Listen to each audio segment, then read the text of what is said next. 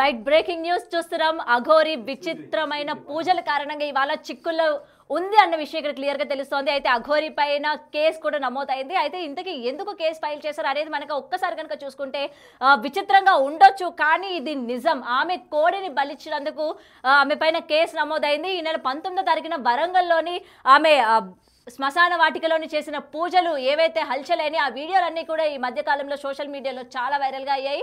అయితే ఆ శ్మశాన వాటికలోని 2 రోజులు ఆమె అక్కడే ఉండింది. ఉంటూ కూడా రాత్రిపూట ఆమె కోడిని బలి ఇచ్చి పూజ కూడా చేయడం జరిగింది. అయితే దీనికి సంబంధించి కోడిని బహిరంగంగా బలి ఇచ్చినందుకు ఆమె పైన కేసు నమోదు చేశారు. అయితే ఇంతే కాకుండా ఆమె పైన కరీంనగర్ జిల్లాకు చెందిన రోహన్ రెడ్డి అనే వ్యక్తి అతని పైన అఘోరి పైన కేసు నమోదు చేసినట్టు కూడా తెలుస్తోంది. అయితే రోహన్ రెడ్డి బయట కూడా చూద్దాము, అసలు ఎందుకని కేవలం కోడి విషయంలోనే ఆమె పైన కేసు నమోదు చేశారా లేకపోతే ఇంకేమైనా కారణాలు ఉన్నాయన్న విషయాలు కూడా తెలుసుకుందాం అతని మాటల్లోనే. స్టూడెంట్ రీసెంట్గా 19th నవంబర్ రోజు సోషల్ మీడియాలో ఒక వీడియో సర్క్యులేట్ అయిందండి. అందులో అఘోరి నాగసాధు అనే ఒక అఘోరి ఏం చేసిందంటే ఒక హెన్నును హోమగుండంలో మొత్తం ఒక దేవుని ఆఫరింగ్ టు ద గాడ్ ఆ పేరుతోని ఒక హోమగుండంలో ఏం చేసిందంటే ఒక హెన్నును ఒక కోడిని తీసుకొచ్చి బలిచ్చింది. ఆ కోడిని బలి ఇవ్వడంతో ఒక ఫైర్ ఉంటుంది హోమగుండంలో, ఆ ఫైర్ని ఆ హెడ్కి ఎక్స్టింగ్విష్ చేసి ఒక కత్తితోని ఒక పొడవైన కత్తి స్వాడ్తోని ఆ జంతువు హెన్నుని బలివ్వడం జరిగింది. ఆ హెన్నును బలివ్వడంతో అది Telangana animals and birds act prohibition 1950 ప్రకారం నేరము, జంతు బలి అనే నిషేధము ఇక్కడ. సో మనకు అందులో సెక్షన్ 3 అని ఒకటి ఉంటుంది. Section 3 of Telangana animals and birds act prohibition act 1950 ప్రకారం జంతు బలిని రిలీజియస్ పర్పస్ కానీ వేరే ఎనీ ప్రొసెషన్ కానీ any other activity in the name of God or anything, so ఆ పర్పస్లో జంతు బలి ఇవ్వడం అనేది నేరము. ఇక్కడ సోషల్ మీడియాలో సర్క్యులేట్ అయిన వీడియో ప్రకారం అఘోరి నాగసాధు ఆ హోమగుండంలో కొన్ని మంత్రాస్ ఆఫరింగ్స్ రిసైడ్స్ చేస్తూ సో ఒక జంతువు హెన్నును బలిచ్చింది. అందులో క్లియర్గా విజిబుల్ అయింది. అందులో we have enabled it clearly. So ఇంకొకటి BNS 325 సెక్షన్ ప్రకారం ఏ జంతువుకైనా క్రూయల్టీ కానీ మేమింగ్ కానీ కిల్లింగ్ కానీ చేయడం, దానికి హార్మ్ ఇంపోజ్ చేయడం, ఇన్ఫెక్ట్ చేయడం కానీ అలా జరుగుందనుకో అది మ్యాక్సిమం 5 years వరకు పనిష్మెంట్ ఉండండి అందులో. ఈ తెలంగాణ శానిటరీ ప్రొహిబిషన్ యాక్ట్ ప్రకారం 3 నెలల సాధారణ జైలు శిక్ష ఉంది.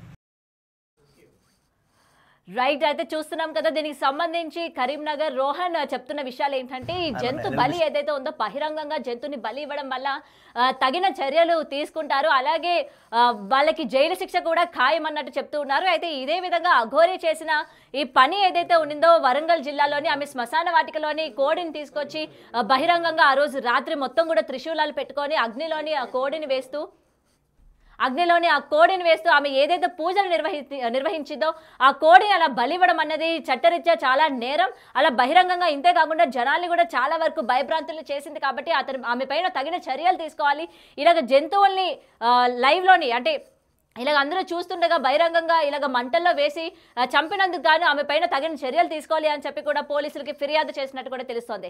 అయితే అఘోరి మరోసారి విచిత్రమైన కేసులో ఆమె చిక్కుకున్నట్టు మనకి ఇక్కడ క్లియర్గా కనిపిస్తోంది. అయితే ఆ రోజు వరంగల్లో జరిగిన ఈ ఇన్సిడెంట్ ఏదైతే ఉండిందో ఆల్రెడీ మనం విజువల్స్లో చూస్తున్నాం కదా, ఎంత భయభ్రాంతులకి గురి చేసింది. చుట్టుపక్కల ఉన్న నగరవాసులందరికీ కూడా ఆ రోజు రాత్రంతా కూడా కంటి మీద కునుకు లేకుండా చేసింది.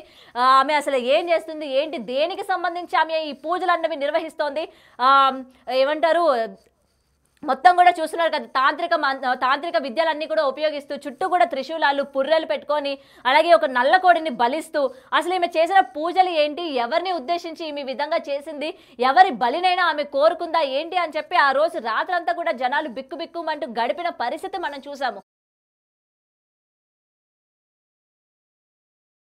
ఒకసారి రోహన్ ఏం చెప్తున్నారు ఏంటి అనే విషయాలు ఇంకొకసారి మనం విందాము. I'm an LLB student. రీసెంట్గా 19th నవంబర్ రోజు సోషల్ మీడియాలో ఒక వీడియో సర్క్యులేట్ అయిందండి.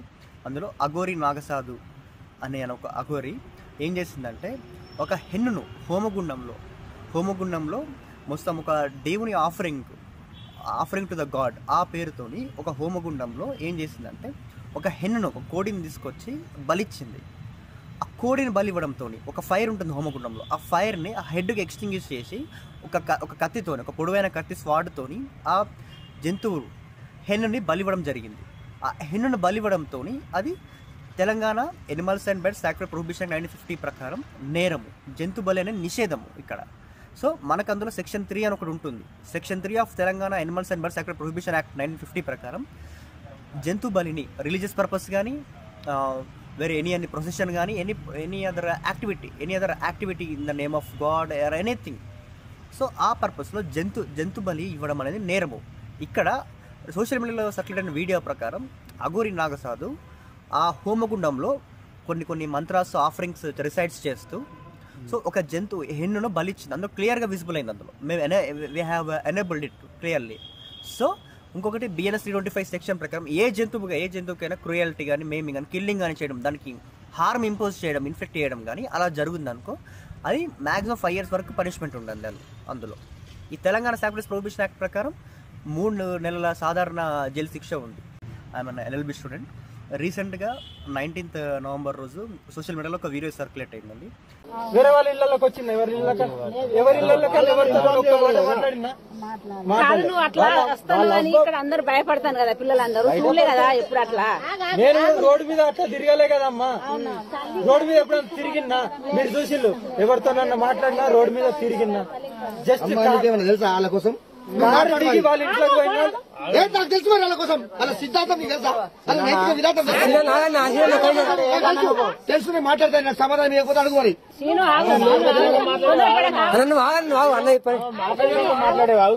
ఏం సార్ ఏం మాట్లాడాలి నాకు అర్థం కాదు.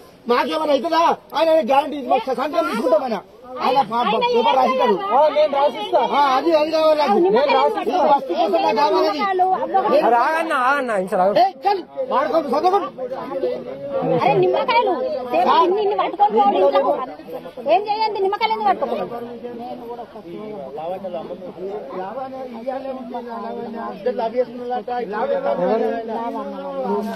తమ్ముడా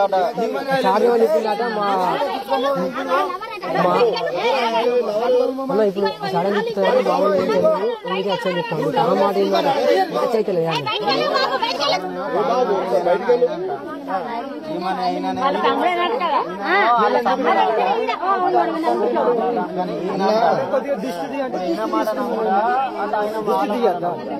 ఆడబిడ్డవు నీ ఇంటికి నేను వచ్చాను, దిష్టి తీయాలి మరి ఇంకా నేను పడేసింది. ఇవి అదే నిమ్మకాయలు ఇప్పుడు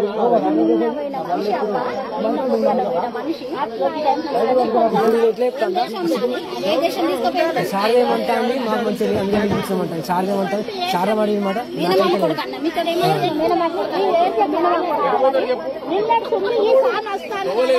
అని డౌట్ మాకు అంతే. నేను డౌట్ క్లియర్ చేస్తున్నా కదా అమ్మా. ఎందుకు మీరు కస్టడీ సేఫ్ చేస్తారా? వీళ్ళని పంపిస్తారా? వీళ్ళని పంపిస్తారా సార్ మీరు?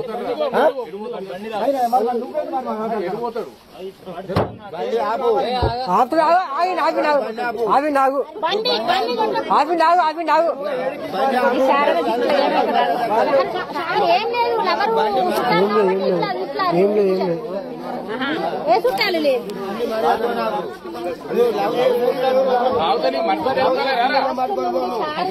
మీకు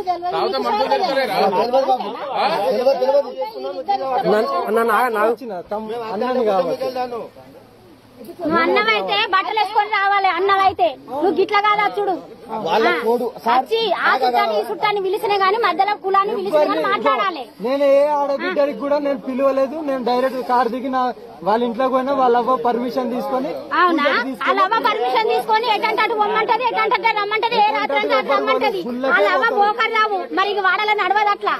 అవి వాడలు అట్లా నడవది, బోకర్తనాలు నడవయి. ఇక్కడ ఎవరు బోకర్తనం అది బోకర్తనమే అంటారు దీన్ని. దీని బోకరన్ను బోకరని కాకపోతే మంచోళ్ళు లెక్కున్నావా? ఇట్లా నిశ్శబ్దంగా తీసుకోపోవడం, నిశ్శబ్దంగా తీసుకొచ్చాడు. నిశ్శబ్దంగా ఎవరు పోలే, పొద్దున్నే వచ్చా. ఏ కులాన్ని అడిగి తీసుకుపోయినావు? ఏ కులాన్ని అడిగి తీసుకుపోయినావు? ఎవరిని అడిగి తీసుకుపోయినావు నువ్వు? తల్లి పంపించిన ఏ వాడేం చేస్తాడు కానీ నాతో నన్నేం చేస్తాడు? దయచేసి ఏమనుకోకు.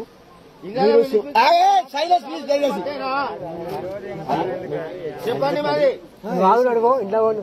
ఎందుకంటే మీకున్న మీ భక్తి, మీ స్వామి స్మరణలో మీకు ఈ డ్రెస్ కూడా కాదు. మీరు ఎక్కడైనా మీకు చట్టం. సరే ఇప్పుడు మీరు అట్లా అన్నారు కదా, మీరందరూ బట్టలు ఇవ్వన్నారు కదా, నేను చెప్తున్నా కదా, నన్ను దిగిన తర్వాత నాకు లింగం కూడా లేదు, నేను అదే శివుడి గురించి అర్పణ చేసిన. నా గురించి మీకు అదంతా అవసరమమ్మా. నేను నా తమ్ముడు గురించి వచ్చిన ఆ తల్లి పర్మిషన్ తీసుకున్నా, నేను పూజకి తెప్పించుకున్నా, మళ్ళీ దించాను. దీనికి మించి నువ్వు మళ్ళా రావద్దు. ఎవరు అక్క మాత్రం నువ్వు దిగు, నువ్వు మళ్ళీ రావద్దు. నువ్వు పట్టుకొని పో, ఊర్లో పట్టుకొని పోయినా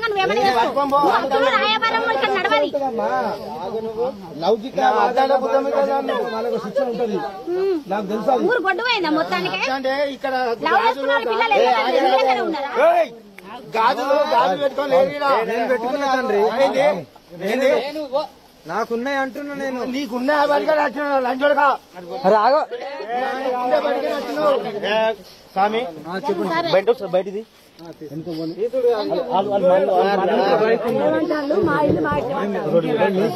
స్వామి. అయితే ఏంటంటే విషయం చెప్తాంటమా, ఏదంటే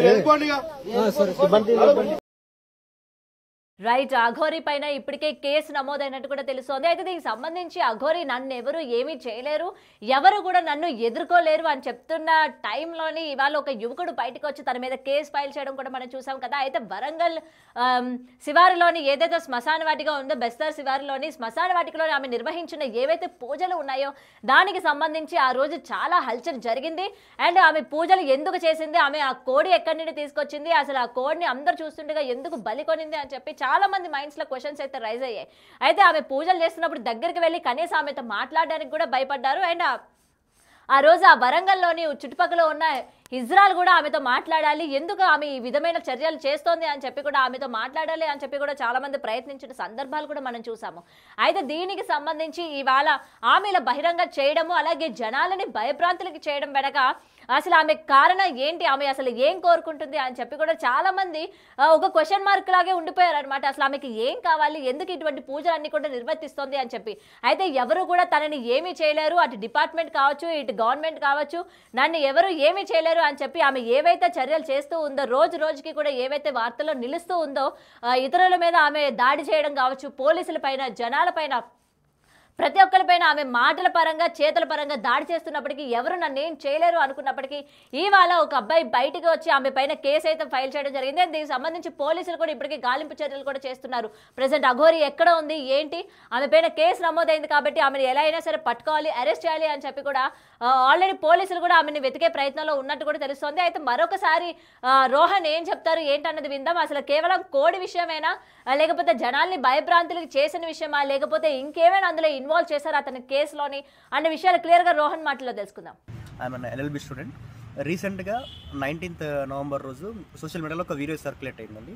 అందులో అఘోరి నాగసాధు అనే ఒక అఘోరి ఏం చేసిందంటే ఒక హెన్నును హోమగుండంలో మొత్తం ఒక దేవుని ఆఫరింగ్ టు ద గాడ్ ఆ పేరుతోని ఒక హోమగుండంలో ఏం చేసిందంటే ఒక హెన్నును, ఒక కోడిని తీసుకొచ్చి బలిచ్చింది. ఆ కోడిని బలి ఇవ్వడంతో ఒక ఫైర్ ఉంటుంది హోమగుండంలో, ఆ ఫైర్ని ఆ హెడ్కి ఎక్స్టింగ్విష్ చేసి ఒక కత్తితోని, ఒక పొడవైన కత్తి స్వాడ్తోని ఆ జంతువు హెన్నుని బలివ్వడం జరిగింది. ఆ హెన్నును బలివ్వడంతో అది Telangana animals and birds act prohibition 1950 ప్రకారం నేరము, జంతు బలి అనే నిషేధము ఇక్కడ.